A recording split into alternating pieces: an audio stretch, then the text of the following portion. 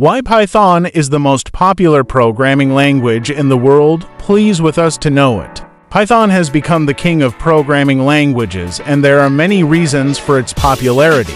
If you are looking to learn a new language or improve your skills, Python is a great choice. Here are some of the reasons why Python is so popular. Easy to learn. Python is a very easy language to learn because it is readable and simple. Its syntax is similar to English, which makes it easier to learn and write code. Versatile, Python is a general-purpose language that can be used for a wide variety of tasks, including web development, data science, machine learning, artificial intelligence, and even automation. Powerful libraries. Python has a large number of standard and third-party libraries that can be used to do almost anything. These libraries save you time and allow you to get your projects up and running quickly. Active community. Python has a large and active community of developers who are always willing to help others.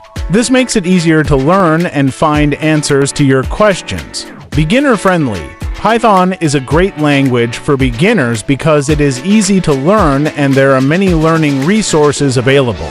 It is also versatile. Why Python is the most popular programming language in the world?